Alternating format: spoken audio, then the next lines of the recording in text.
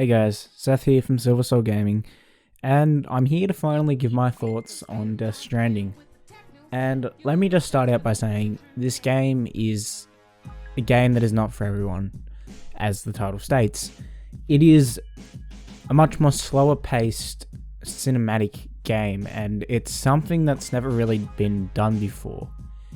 It's very visionary, I guess, of Kojima to do such a thing, and I didn't really expect anything less. And the game being cinematic makes sense, with the cast being Norman Reedus, Mads Mikkelsen, Guillermo del Toro. You know, you've got big names associated with this game, and then you've got Troy Baker, who's a very popular VO artist. This game plays out like a movie, but it plays out like a very slow-paced movie. Now, the first few chapters or episodes are very slow, and you don't really unlock a lot of stuff till about chapter 3 and 4.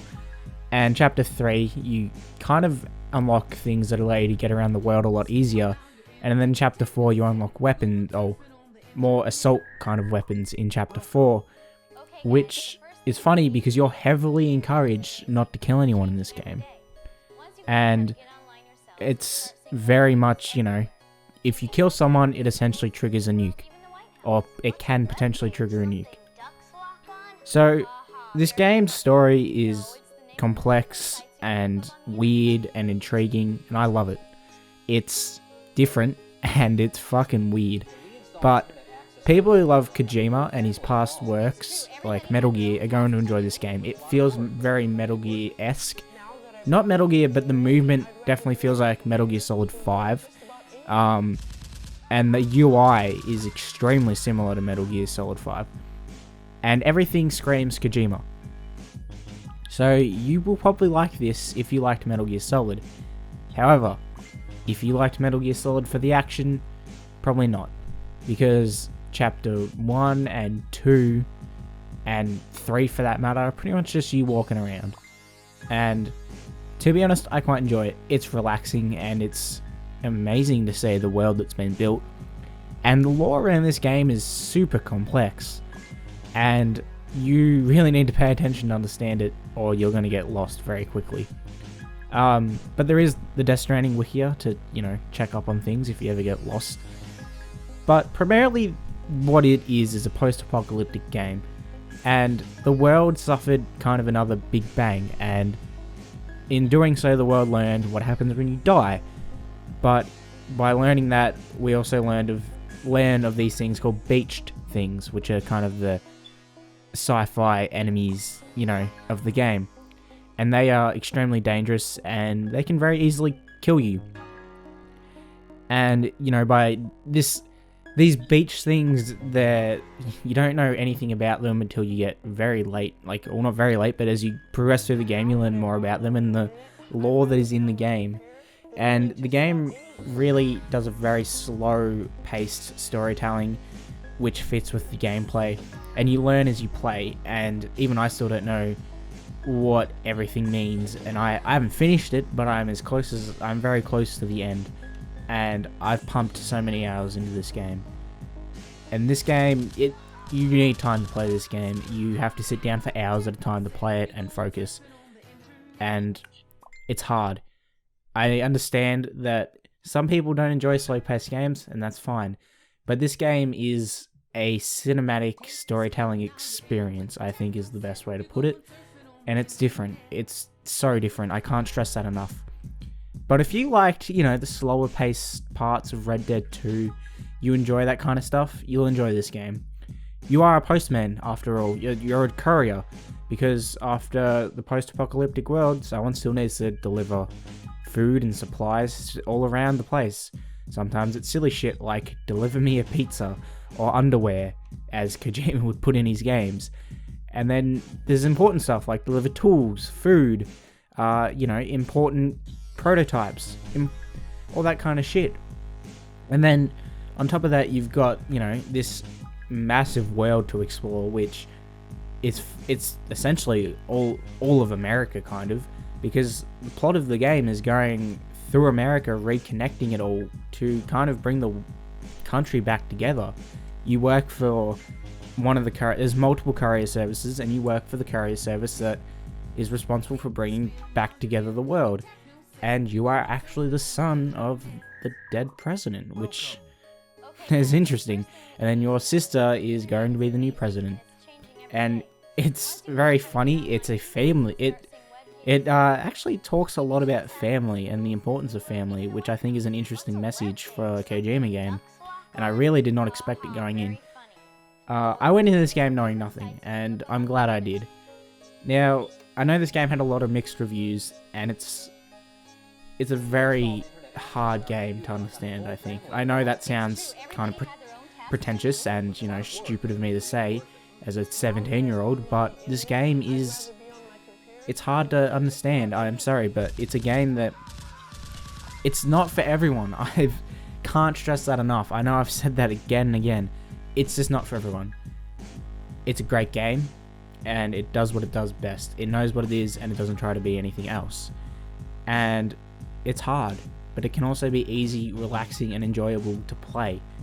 And I know if I don't have time to play it, I play Call of Duty, I play Outer Worlds, I play something else that I can pump in an hour or two into instead of having to sit down for my 6 hours of a day and waste my whole day playing a game. Because I don't you're gonna need to spend whole days playing this game.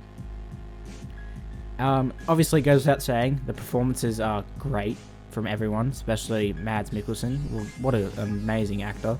Guillermo del Toro plays a very interesting character, I think, as Deadman.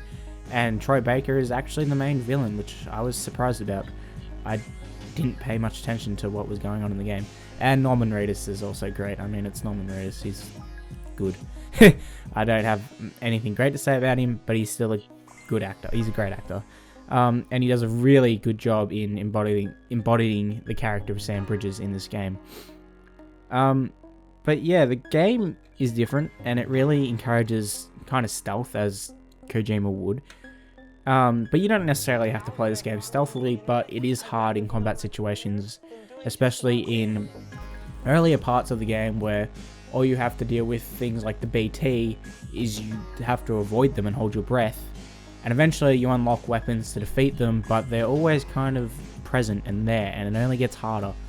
But even when you die in this game, you actually come back to life, because you're a part of a special kind of group of people that can do that.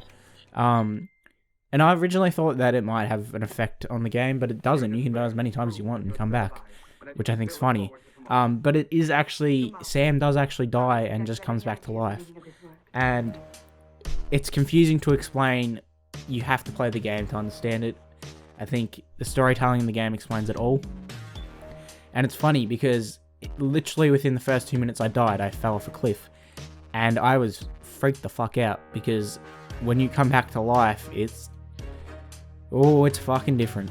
It's very different. And when I came back to life, I was like, what the fuck was that? But obviously I wasn't meant to die at that stage, and they kind of explain what happens when you do die, because kind of spoilers, you do die at some stage in the story, because you have, like, it's just a part of one of the early game's ways of telling you about the world. And you get to see what happens when a nuke goes off, essentially, or a dead body.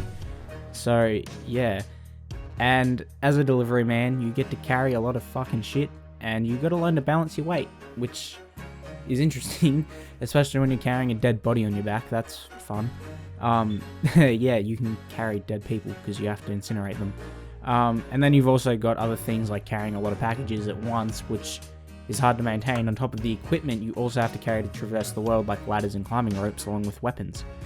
But there's also things that assist you with this kind of stuff, like there's trucks in the game you can drive, but they run into power, so you can just build a generator if you have the right equipment to build one, or you can carry a mech with you that supports your joints and allows you to run faster and carry more weight, and also allows you to run while carrying a lot of weight. Or yeah, you can just drive around in a truck and you get to build your own generators.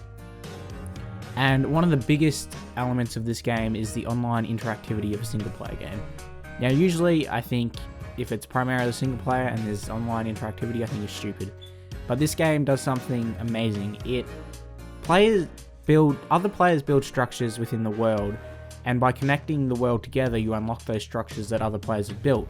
Now, you obviously don't get every single player structure because that's just ridiculous, but I dare say it's within your region, much like how matchmaking works in a Call of Duty game.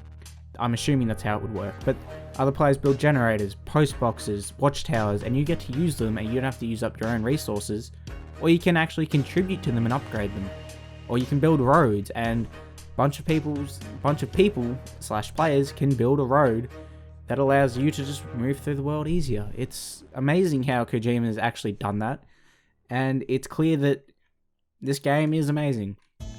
I don't know if it's Game of the Year though, simply because it borders so much on being too full of itself. It's kind of too artsy in a way for it to be Game of the Year. I don't see it being Game of the Year. It's not mainstream. It doesn't appeal to enough of a mainstream audience. Whilst I think it's a masterpiece, I don't see it winning Game of the Year. Maybe something like Control, but I don't think Control will anyway, but that's probably my Game of the Year so far. However, if you really enjoy slow-paced games, more cinematic storytelling experiences, you will enjoy Death Stranding. It's a little hard to get into at first. You've just got to struggle through the first 5 hours or so. But I didn't struggle. I found it enjoyable. I mean, walking a kilometer is annoying, but you get to rest and restore everything, and it's kind of fun trying to manage your weight and your thirst and your stamina, everything combined, whilst there's also sometimes people who try to steal your cargo out there. Not other players, but a group of NPCs that are in the game that will try and steal your cargo. And I think that's all I have to say on Death Stranding. I really enjoy the game. Overall, I think everyone should play it. I think people need to appreciate what it is and what it tries to be, or what it is actually, and what it does for gaming. I think it's going to maybe send a message throughout gaming that it's not scary to do something more like a movie, something that's more cinematic, something that's more slow paced, because it's enjoyable and, you know, it's very different to anything I've actually ever played. I know it sounds a little, you know, like, oh, I'm only saying that because it's Kojima, but it actually is different. It's not like Metal Gear Solid. The movement in the game feels like Metal Gear Solid, but it's not Metal Gear Solid at all. But yeah, that's all I have to say. If you enjoy kind of artsy kind of games, get it. And other than that, check out everything Silver Soul Gaming. Check out our website, the Twitch, the Patreon. I know I haven't plugged that at all, ever, except for the last video. Check out the Patreon. I think I'd really enjoy to start seeing people supporting us. It's a fun time making these videos, and I know it's fun for people writing the articles up on the website. So just check out everything Silver Soul Gaming. You can check out my stuff, my Twitch, my Twitter. I talk about a lot of weird shit on Twitter. You can go check that out. And it's usually me bitching about a lot of things, so there's that.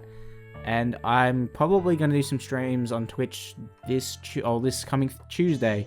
I'm going to be playing Danganronpa, which is like a murder mystery anime game.